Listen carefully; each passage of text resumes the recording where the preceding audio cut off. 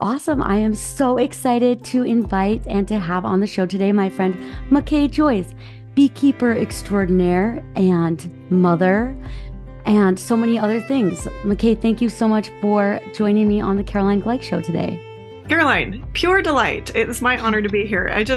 When you reached out, for your listeners, we did bees. Like, that's how we got connected, is that Caroline and Rob, like, huge enthusiast of the land and nature and all the things. So when they wanted to do bees, they reached out to me and I helped them with their first hive. And I remember, and you reminded me of this, when I showed up to the house with the bees, Caroline and Rob came running out and they were dressed as a bee and as a flower. And I, like, the enthusiasm there, I was like, okay, let's go. Let's do this. Let's get a hive set up. It was awesome. So it's fun to be able to talk about bees with somebody who's excited about bees. It's the best. Yes. Yeah. Who was the mutual friend that set us up? Was it Nina? Nina Earl? No, I know the Earls, but it that's was not, Eric. It was Eric Balkan. oh, it was. It was totally Eric. Yeah, that's fun. Eric And then Balkan. you connected me with Wayland. Yeah. Yes, yes. So And it's just, you yeah, all kinds of connections. It's so fun. Yes. And so it's been really fun to see how your bee business has been blooming, I guess. Yeah. Is that the right word? I'm like, That's what's the the right word perfect there? word. That's the perfect word Yes. for it. Yeah. So tell me a little bit about your background in Yeah. etymology. Is that the right word? Entomology. Yeah. Yeah. Entomology. Okay. And etymology is the words, right? Like the history of Yes. entomology, Yes. insects. Yeah. So Okay. I was studying, so six legs insects up at Utah State. My primary study was beetles. We were researching the ladybird beetles, trying to get them to mate out of season. And while I was up at Utah State, they have the 10th largest bee collection in the world up there. So I'm in these amazing labs and rubbing shoulders with amazing people who are really focused on bees. And it was like, what is going on here? There is something pretty magical about the pollinators and about bees. As well as beetles. Like, it's always been a very deep fascination for me of the insect world. And I would say that I got started in a zoology botany class when I was in high school, but my mom says, oh no, you've been loving bugs forever. So after that point, I started assisting with hives. And then I've been solo beekeeping. It's been over a decade of solo beekeeping. I now teach beginner beekeeping classes. I have kids classes that are incredible. And I'm back in school. I'm getting my master beekeeper. I'm going to hopefully test and pass and do all the stuff this summer to be a master beekeeper. And yeah, it's just been incredible to dive back into the education side of it after I've been kind of just running solo and teaching myself. And it was just a really naive thought when I went back to school. I was like, what could they teach me? Like, I know it all. I got it. But it's been a really cool to like open up and just reading like peer reviewed things and to really dive into the insect world and what's affecting them and the pesticides and all the Mhm. things, and having a whole eye open to all of that. It's been really cool. And then I've been able to turn around and teach it all because I have this really great platform and a really great voice now that people listen, and it's fun to dumb it down in a way that is relatable and be able to teach. So I'm really in such a golden phase right now. I'm very happy. It's been really cool. I am so excited. It's so fun following you on Instagram. You've always been such a masterful communicator and educator. And after the 2 summers we spent working on the Beehive together, I felt like your passion and your excitement about insects, it really opened up my eyes to start seeing the insect world in a different way. And now when I'm out for a run, I take time to really look and see what insects are out there and to interact with them in a way that I didn't really before. Like, Yeah. I'm a nature loving, I'm a tree hugger, a rock licker. Yeah. Like I love the outside world. I've always Yeah. liked it. I've always loved it, but I have a especially deeper appreciation of insects because of you. And so I wanted to give also a huge recommendation for folks listening to follow your Instagram. It's McKay Joe, McKay Joe. It's amazing. You've really done such a great job communicating this stuff. And what kind of sparked your interest from a young age about insects? Like, how'd you get into Uh, it?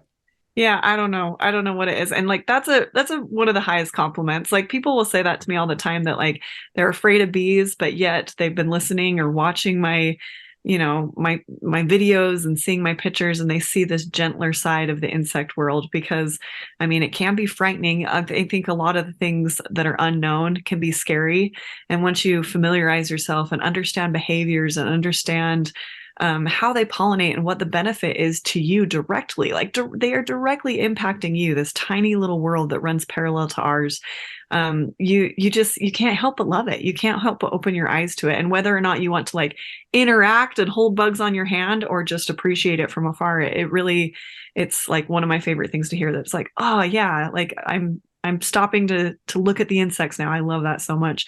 And I don't know what it was that really got me started. Like it really, like my mom has stories of me catching grasshoppers and throwing them in my brother's bed when I was like a tiny little girl. So like I've always loved bugs. And I don't know, I think too, it was awesome because my parents didn't instill like a fear in me about them. Like I think a lot of parents are like, oh no, a bee, oh no, this, like, get away, stay close, and I think it was really important that it was just like, yeah, explore, like see what's out, and I think the passion grew deeper and deeper because they're so intricate. Like every insect is unique in the way it reproduces, in the way it defends, in the way it raises their young.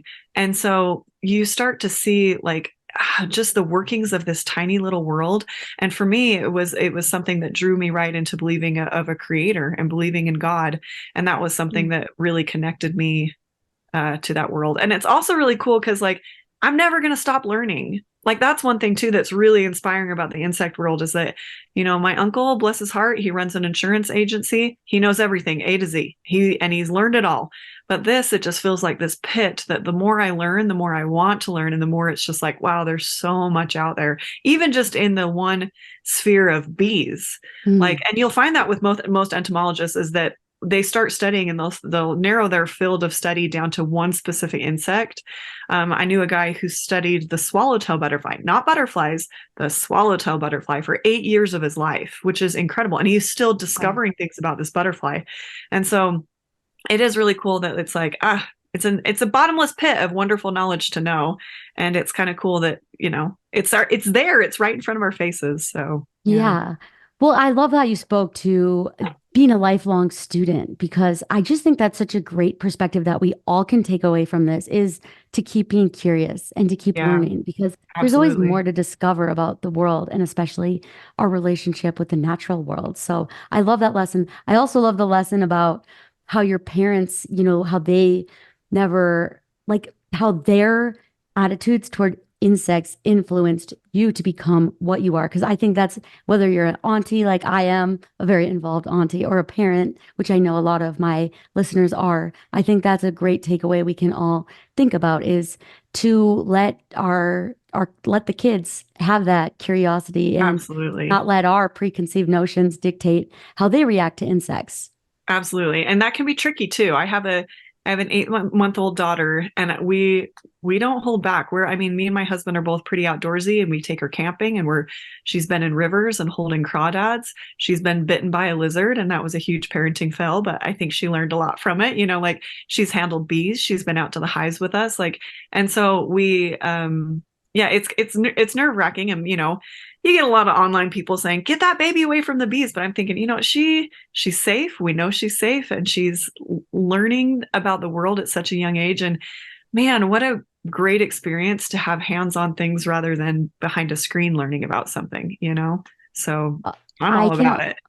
I mean, to me, that sounds like a parenting win, because it seems like right now the standards for mothers and things, it's so intense. Like the bubble wrap and the way that we're just like keeping kids so protected from the dangers of the world. And I think sometimes the greatest lessons are where you do get bit, Yep, absolutely. I love you saying that. Yep. Yeah, I don't know. I think that's win all the way. Yes. I think you should claim that as a win. I'm sure you're an incredible mother. How has the journey? Well, I guess I want to ask you more about bees before I guess they're kind of related to your role as a mother and your role as a there's a lot of ways you bring that spirit of mothering to the world through your care and your compassion and education about bees. But I wanted to ask you specifically about the world of bees and about Utah being the Beehive State, because I feel like I wanted to ask you about that symbolism and how you see that reflected in Utahns. Oh yeah. I mean, so serendipitous that I'm this beekeeper in this Beehive State. I love it. I love that I can drive around downtown. I need to start collecting pictures of all the graffiti and the metalwork and all the things that represent bees in the downtown, because it's really incredible. I love that everyone has that behind what they're doing. But yeah, I don't think a lot of people understand like the beehive, like how industrious, how supportive, like that each little bee is sacrificing their life and their work towards the hive. And they are all workers. They're all there. They all know their job. And that's one thing too, is that I don't know. There's so much I could say about this, though, so my head just kind of runs. But like the worker bee is the majority of the hive. So they're female bees. And they live 20 days inside the hive, 20 days outside of the hive. And they rotate through a series of different jobs. So they'll start out as nurser bees and they graduate to helping and assisting the queen, to guard bees. And then finally, the last 20 days of their life, they're foragers. So they're out flying around, gathering the pollen, the nectar, the propolis, all the things, and then they die. So their life is extremely short, and I don't think people realize how short a bee's life is. And so the turnover rate in that hive is really, really strong, and that's in relation to the queen. She is laying her body weight in eggs every day. It's over 1,000 eggs every day, and to keep up the numbers of the hive, the numbers can go from anywhere to like 60 to 80,000 bees in a hive, and so all these bees, their short little life, they're contributing like, you hear one bee will do a quarter or a 1/12 of a teaspoon of honey in its lifetime. And you think, holy cow, like that's not a lot. But you get all these bees working together and it's an abundance of honey. Like you're pulling out hundreds of pounds of honey from this hive because you have all these bees that are dedicated to a main cause. And this cause is like imprinted on their DNA. It's something that they were born with. They just go right to work. It's amazing to watch a little bee emerge from its cell. It's new to the world. And the first thing it does is it turns around and it starts cleaning out its cell, because that's what the first job is it's a nurse bee, or it's a worker bee that's cleaning out the cells. So it's really cool to watch that, how instinctive they are. Another thing that I think is really interesting, if you want to relate it to like a community and working together, is I think a misconception with a beehive is that the queen bee is in charge. Like queen bee, like she's amazing. Like everyone loves the queen bee. Well, the queen bee she is a slave to her workers. Like she is there for their good. And if she is not pulling her weight, the workers will overturn her. They'll raise up a new queen that will fight the existing queen. And if she's not strong enough, she dies and the new queen takes over. And so the queen is almost like trying to make the worker bees happy and keep a balance in a hive. And if she's not able to achieve that, they overturn the queen. And even the worker bees will gang up and kill her. And they do that. They call it the ball of death, where they circle around the queen and they heat her up. It's insane. You can find like YouTube videos of this like ball of death with the queen. But she loses all control sometimes. And I kind of love that in the way of a leader, that like that's how we run things. That's how, like, that in running for, US Senate, is that we're choosing a leader. And if you're not doing a good job, we're going to choose another leader, and you have to be there a slave to the people, a slave to your hive. And you have to trust that you have these supporters behind you that are going to do their job. They're going to work strong. And that's the only way it's going to function. That's the only way it's going to work. If it doesn't, it all crumbles. So I don't know. There's lots of parallels, lots of fun little trinkets and parallels about the beehive. Also, it's really an interesting perspective on women in leadership, because it sounds like the women really get the job done in the beehive. Sure. And the boys, so the drones, like people will laugh because the drone's job within their own hive is strictly to eat. They don't have a stinger. They can't defend the hive. They aren't building comb. They aren't protecting the queen. But their job is to mate with queens from other hives. So their job is to spread the genetics of the hive. And when the hive goes into like if the queen was to die, they don't have an egg young enough to raise up to be a new queen, the worker bees go into panic mode and they start laying lots of drones. So the boys start becoming more abundant, and that their job is to spread the genetics and go mate with the queen from the other hive. So the hive is dependent on them for their survival and to spread the genetics. So they're like extremely important, but maybe it's not like in your face important because they're not like pulling the weight and doing the hard jobs, you know? So, Yeah. which Yeah. might, I don't know, like, I'm now just Mm. like chewing about it, just like right now, like it might be kind of like sometimes role reversed. Like sometimes we think that, men are doing all the hard work and the labor and they're more important, but like sometimes it's, that quiet mother at home that's like Mm. really the important one. I mean, the jobs are not comparable, they're both important, but for so many different reasons, so. Yeah.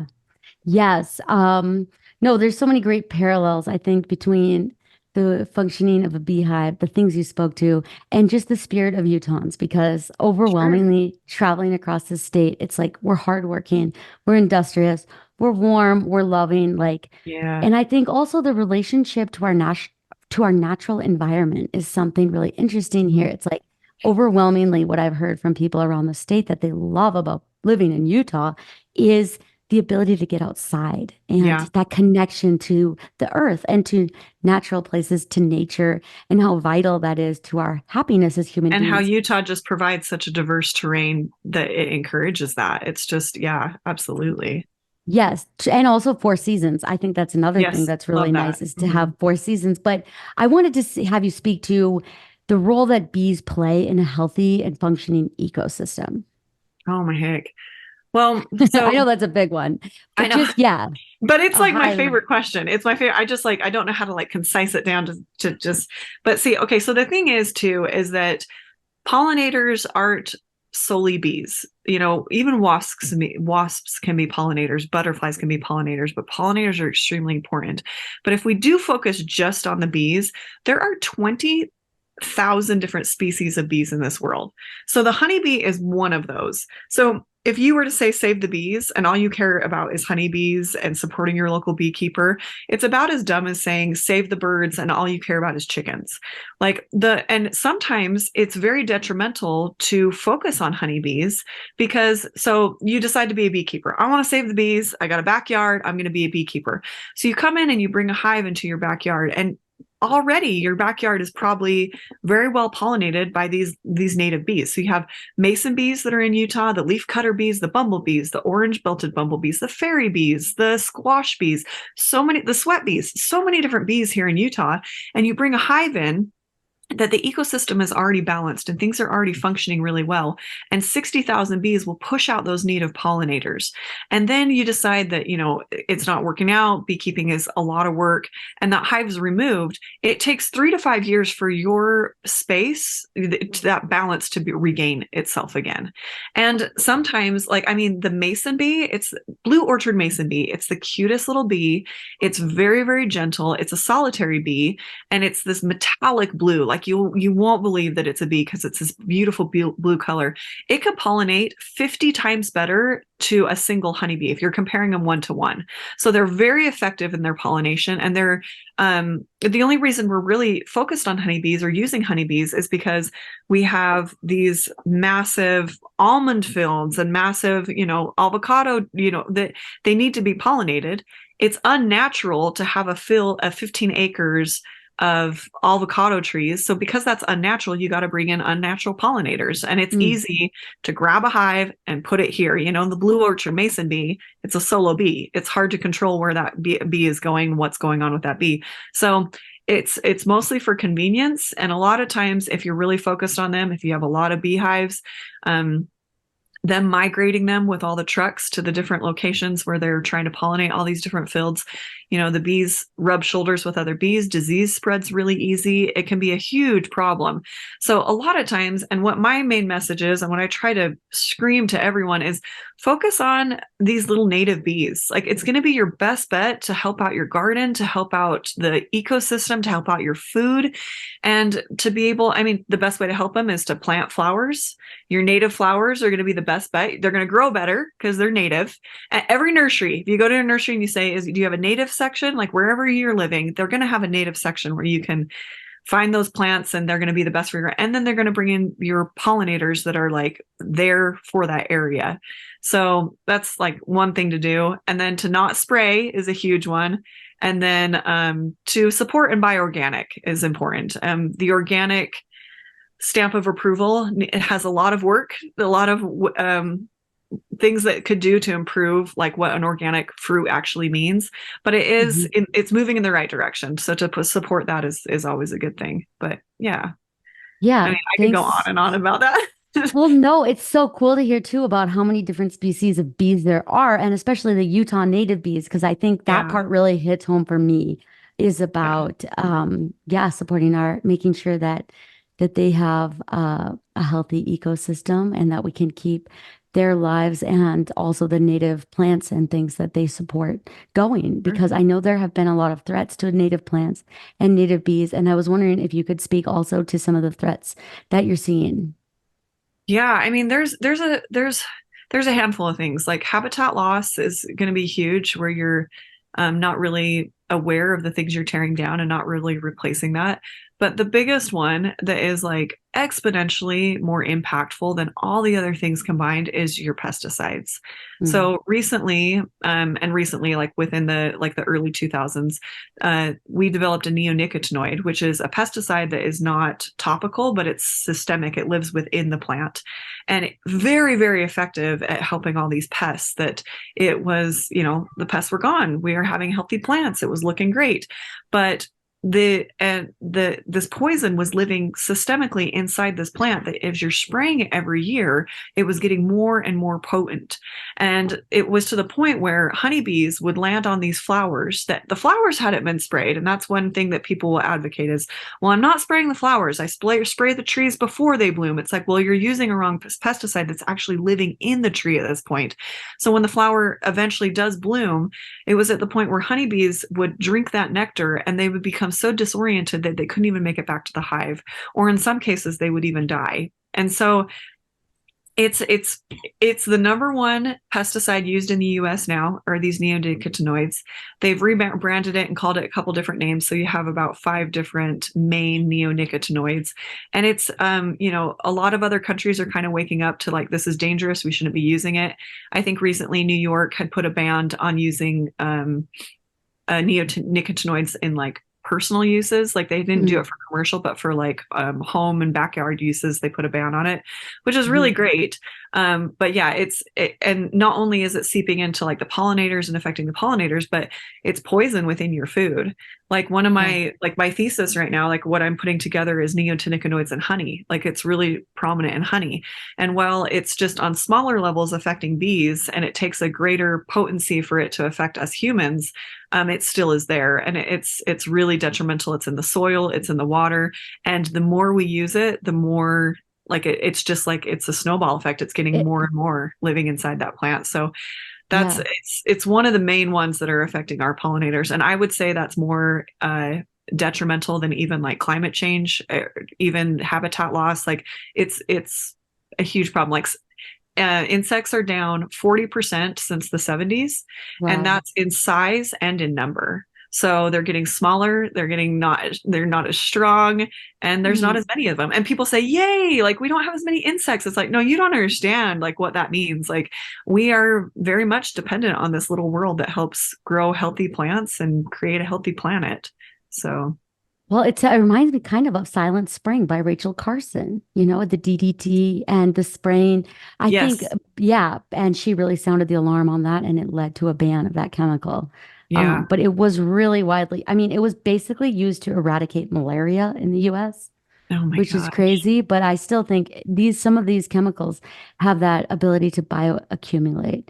And I Yes. think that's really scary is like when we have these things that can't break down, they don't, kind of like microplastics too. That one keeps me up at night. Yeah. Microplastics are terrifying, I think. And I Yes. feel kind of angry that like more wasn't done to kind of hold the polluters accountable, I guess, Yes. because it's Yes. so irresponsible that like they're able to manufacture and consumers don't have a choice. Like I think about families in places like Flint, Michigan, who don't have clean water. They depend on bottled water, but there's just got to be better like there were better systems until the 50s. Like we didn't use Sure. plastic before that. So Sure. I would love to see lawmakers, especially at the congressional level, do a bit Sure. more to take action on this stuff because I feel like we're just in such an environmental crisis on so many levels. Yes, I completely agree. Yeah, It totally. really. keeps me up at night. Well, Yes. thank you for sharing all that. And I mean, I could talk to you for days about bees, but I wanted to talk to you about your personal life if we can, because Yeah, sure. since I last saw you, you got married, which was so fun to watch. Congratulations. You had Thank your you. first daughter and you're pregnant now with your second. And so how has your Yeah. journey into motherhood and marriage Oh my been? heck. It's like it's rocked my world. Like I feel like I'm the same person, but on the other hand, I'm totally different, you know? Like it's a lot of responsibility, it's a lot of joy, it's a lot of my daughter who's 8 months, pure joy. Love that girl. Like it's insane. But before she got here, we were eager to have a family. We were excited, and we had three miscarriages before we had Tony. And so Oh, it was a wild ride to like go through this, like, you know, just feeling like you're broken, feeling like you can't figure out what's going on, like trying to find the right doctors, the right health, like really focusing on nutrition and trying to understand a lot of those things. So we've learned a lot. We've learned a lot. And we just count it as such a blessing and a miracle that she's here. And then all of a sudden it's like, oh my gosh, there's another one coming. And we wanted kids close. Me and my sister are 13 months apart. And so these two are going to be 13 months apart. And I was like, and I didn't think too much about it because me and my sister had fun in high school, but I wasn't thinking, oh my gosh, two babies. What am I going to do with two babies? Like, that's a lot. But we're stoked. And I feel like it's, I don't know. I've been beekeeping a ton pregnant, which is hell because it's so hot in those suits. And then to oh put yeah. this little oven in my belly and be beekeeping, but it really, I just feel it's just like elevated everything that I'm doing. I feel so much more connected to the divine, to the earth, to all the hum of the bees. Like I am going so down a hippie road that I never thought I'd be going down. But I do. I love being a mother, and I have a lot of really great accomplishments in my life, and I feel like I'm doing some good things and making some good money with this honey stuff. I do a lot of I do honey tastings and I do classes and I'm doing all these things that like my business is going really well, but it's nothing to the like I'd throw it all out the window tomorrow if it meant, you know, that my family was better taken care of or that I could elevate being a mom better. And Hmm. that's an interesting thought. I never thought that I would be like so I don't know. So easy to throw that away, you know, because I'm just so it just the focus of my life just feels bigger. It feels more, I don't know, eternal, I guess. So hippie. Well, no, I don't think so at all. I mean, I've always like I have so much respect for mothers. I think it is one of the like highest call. I think it is like one of the most important things, the most important job, and it is such an intense job. And when we adopted the dog, like that alone changed my life. Like I feel such a sense. I feel like it would be hard to have a kid because like I feel guilty when I go for a bike ride and I don't bring my dog. Like, I want to bring her everywhere. I want to But see the world through her you would eyes. strap her on and take her everywhere. I don't It know would what your be journey hard. is, Yeah. Caroline, but I think it Yeah. would be so No, fun to watch you be a mom. it's been really fun watching your journey, and I love bringing the baby to the bees, and you've just been such a natural. And thank you for sharing also about your miscarriages because I have so many friends who've gone through that, and I have a close family member who went through four and never talked to us about it. And I just can't imagine how difficult it would be, but also like there is I think we still have a long way to go to break a societal stigma around speaking about that. And so Oh, thank you for absolutely. speaking up Well, because and it's the more we interesting because can, I live right now in student housing. My husband's in dental school. And so we're a little bit older, but we decided to go back to student housing, which is so crazy. But we are surrounded by all these mothers who are having kids. When I was pregnant with my daughter, there was 11 pregnant women in our courtyard. So it was really wow. interesting because there were so many stories of these women that like, you know, dealing with X, Y, and Z. And you didn't like one of them had a pregnancy that was in her fallopian tube and it had to be removed. And one of them had like all these crazy stories. And one of them, the baby was born and had heart problems, had to have surgery and ear problems. And to have these women all together, like that's another thing too that I've really come to appreciate is like, as a single girl, like I loved the guys. I love boys. They're so much more fun. I love the adrenaline. I love the less drama. Like I don't know what it is, but I liked guys. I like to flirt. I like to date. But now that I'm like, okay, I'm married. I'm in a different phase of life. Oh my gosh, I'm learning to appreciate women so much more. Like to just sit and like have these conversations of like, you know, for my husband to relate on things. Like he is right there with me every step of the way and all the heartache and pain that we've been through. But yet he doesn't really wrap his head around like how intense it really is or like what it means to like feel that little life inside of you. Like it's, and so yes, this whole new world of women is just really, oh, it's just made my heart so big. I just love it so much. And I'm yes, like to your point, like talking about it, like just to talk about it, it's just therapy. It's amazing.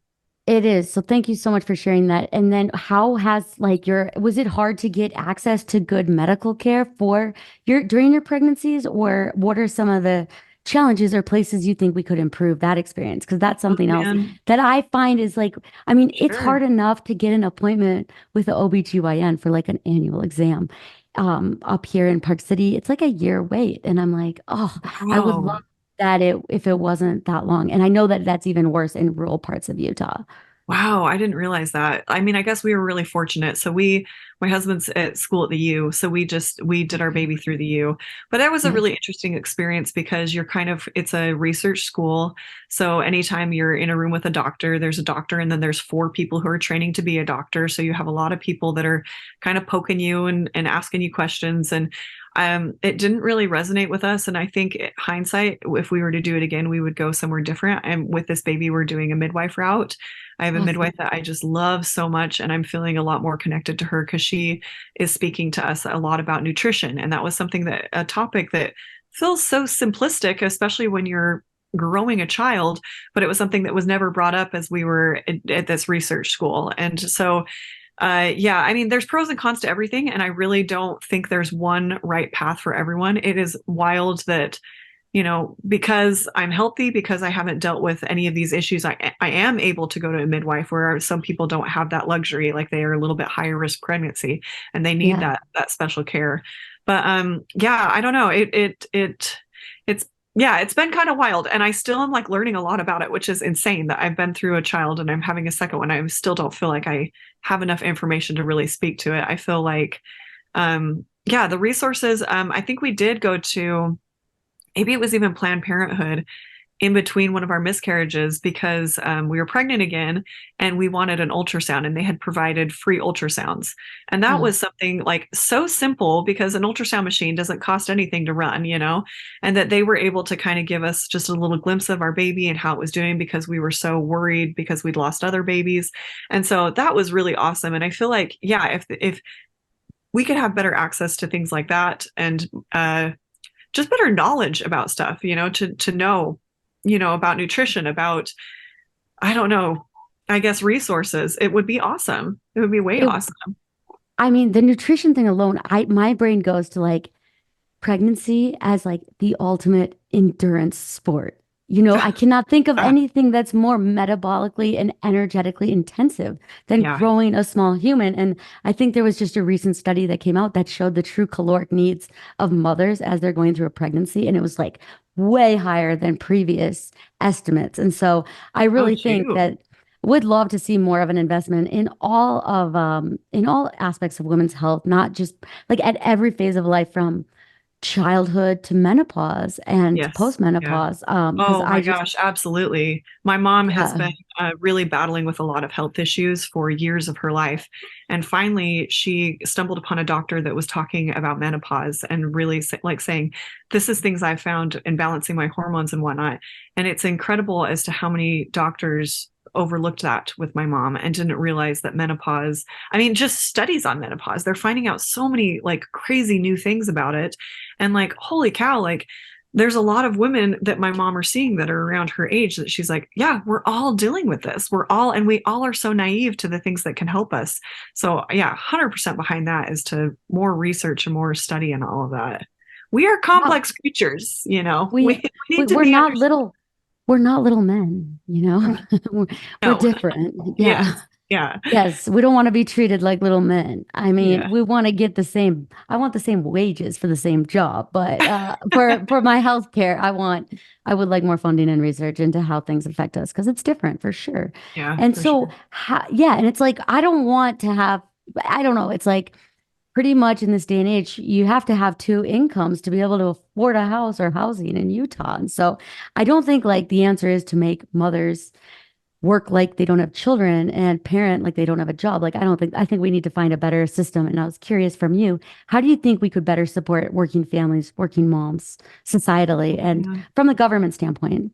And you probably can talk more to better to all of these things than I can. It's like not my place to really dive too deep into politics, but yeah, I mean, like we find we're kind of locked into um, low housing and everything because we're students right now. So we're kind of postponed like living in the real world until my husband's done graduating, you know. But like, yeah, daydreaming about that, it's like you got to make a fair amount of money if you want somebody to stay home and watch the kids. And I don't want a daycare to raise my kids. You know, I'm very good with kids and my husband's very good with kids and I want one of us to be there. You know, I don't want, Yeah. I mean, I hear horror stories about daycare. I hear great stories about daycare too, you know, but like for me personally in our little family, like I want it to be me. I want to be the one that's showing my daughter bees are not scary, you know. I don't know Yeah. if the daycare person is scared of bees or not. I can't trust that, you know. So like, but we've been fortunate enough to like that I have this job where I can kind of make my own hours and do my own thing. But a lot of people don't. A lot of people really don't have that. And I want to be a mom. It's the biggest priority to me right now. So yeah, the housing market, insane. Like the cost Mm. of food, like everything has been insane.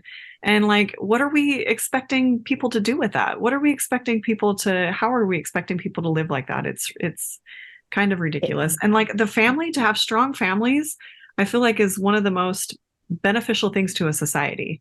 You know, to Mm. have a community of strong families is the greatest thing you can do.